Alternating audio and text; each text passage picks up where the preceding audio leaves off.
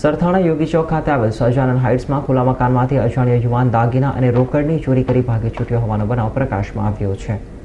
સરથાણા યોગી ચોક ખાતે આવેલ સહજાનંદ હાઇટ્સમાં રહેતા ચંદ્રિકાબેન પટેલના ખુલ્લા મકાનમાં ઘૂસીને અજાણ્યા રીઢાએ ફ્રીજ પર મૂકેલ થેલી કે જેમાં રોકડા રૂપિયા 20,000 તથા 3 રિટર્ન ચેક અને તેની બાજુમાં મૂકેલ લેડીઝ પર્સમાંથી રોકડા રૂપિયા તથા સોનાની ચેન મળી કુલ રૂપિયા 47,000ની મત્તાની ચોરી કરી ભાગી છૂટ્યા હતા.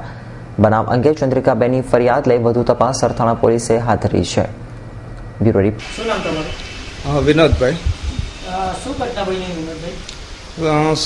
17 તારીખે સોમવારે સવારે છોકરા બંને સ્કૂલે ગયા હતા અને ઘરમાં મારા મિસિસ ને હું બંને હતા. અમે મારા મિસિસ ટોયલેટમાં ગયા હતા, હું સૂતો હતો બેડરૂમમાં.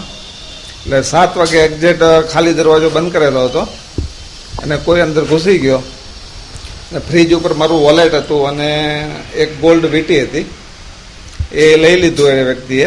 અને પછી અહીંયા આગળના હોલમાં ઊભેલો જ હતો એ મારા મિસિસ એ ટોયલેટમાંથી બહાર નીકળ્યા. એટલે પછી એ વ્યક્તિએ પૂછ્યું કે ભાઈ જયેશભાઈ અહીંયા રહી છે?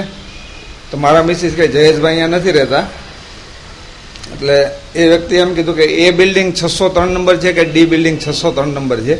એટલે મારા મિસિસ કે આ ડી છે અને એ સામેનું બિલ્ડિંગ છે. એટલે એ જતો રહ્યો. પછી અહીંયા અંદર રૂમમાં આવ્યા ખાલી દરવાજો બંધ કરીને. એટલે પછી એને ખ્યાલ આવ્યો કે આપણા ઘરમાં ચોરી થઈ છે. એટલે મને ઉઠાડ્યો. સમજો 50ની અંદર હશે કંઈ. મારું અત્યારે હાલમાં આ સહજાનંદ હાઇટ ડી 603 નંબર.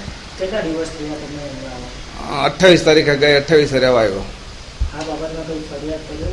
હા, ફરિયાદ કરેલી છે સરથાણા જકાત નાકા.